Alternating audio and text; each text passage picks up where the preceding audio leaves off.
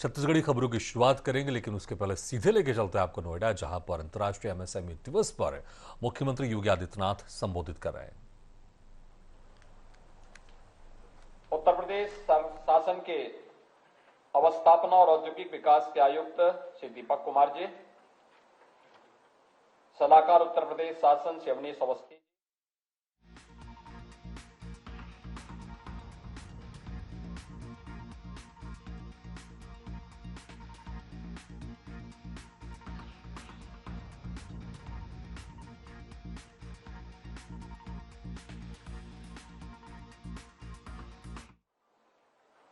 RWS से जुड़े हुए सभी पदाधिकारीगण, अन्य स्टेक होल्डर्स, उपस्थित बहन और भाइयों,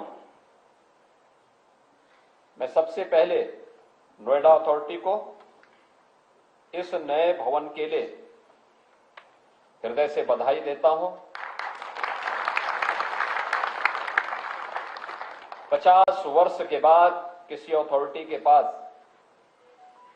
अपना स्वयं का कार्यालय अपने भवन में स्थापित हो, यह किसी एक उपलब्धि से कम नहीं है। और इसलिए जिनके पास अपना भवन नहीं तो वहां समस्याएं तो रहनी थी। जिनका अपना ठिकाना नहीं, दूसरों को क्या ठिकाना देते थे। और यही यहां पर 2017 में हम लोगों ने देखा था। एक विजन होता है कार्य करने का, विल पावर होती है उस विजन को जमीनी धरातल पर उतारने का।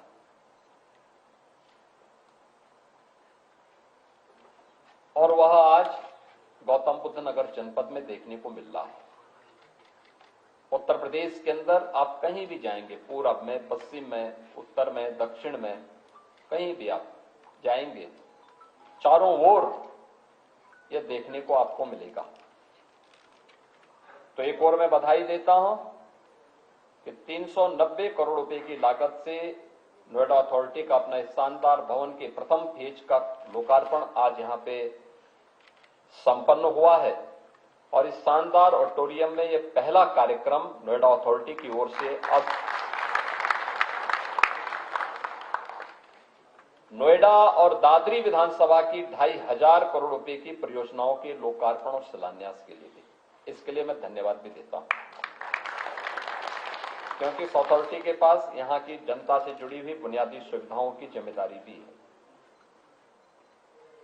और ये 2,500 करोड़ रुपए जनता से जुड़ी हुई उन समस्याओं के समाधान के लिए अथॉरिटी के द्वारा जो पैसा खर्च किया गया है या खर्च किया जाएगा अलग अलग सुविधाओं के लिए, उन सब से जुड़ी हुई है। आपने उत्तर प्रदेश के परसेप्शन को भी देखा है। बदले हुए प्रवेश में बदलती हुई उत्तर प्रदेश को आप बहुत नजदीक से महसूस कर रहे हैं। आज से 9 वर्ष पहले का उत्तर प्रदेश क्या था और आज का उत्तर प्रदेश क्या है। ये गौतम बुद्ध नगर जनपद तो वास्तव में 17 के पहले तत्कालीन मुख्यमंत्रियों के लिए स्थापित था। वे भय के मारे नहीं आते थे। मुझे याद है 2017 में मुख्यमंत्री बनने के बाद जब प्रधानमंत्री जी यहां पर आ रहे थे, मेट्रो का उद्घाटन था,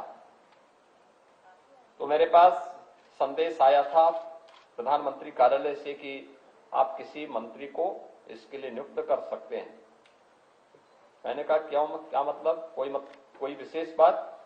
उन्होंने कहा नहीं, क्योंकि नोएडा के बारे में यह मान्यता है कि मुख्यमंत्री वहां नहीं आते हैं। मैंने कहा मैं तो नोएडा में ही हूं इस समय। उन्होंने कहा नोएडा में है। मैंने कहा हाँ, मैं प्रधानमंत्री जी के कार्यक्रम की तैयारी की समीक्षा करने के लिए आया था।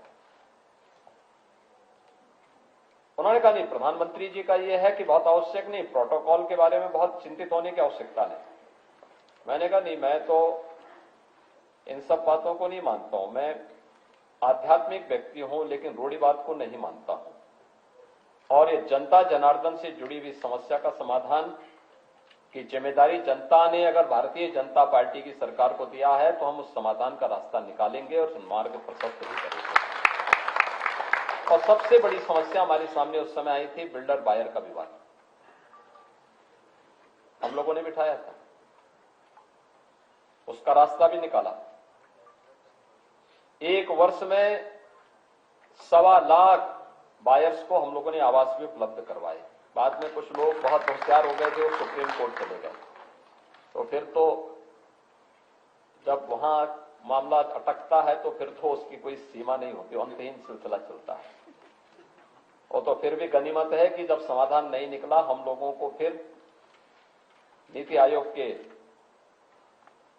सीईओ के नेतृत्व में एक टीम गठित करनी पड़ी, एक हाई लेवल कमेटी बनानी पड़ी और फिर हम लोगों ने बहुत सारी सुविधाएं उपलब्ध करवाई और 3 लाख से अधिक बायर्स को हम मकान, उनका आवास उपलब्ध करवाने में सफल हुए हैं। बहुत सारी समस्याओं का समाधान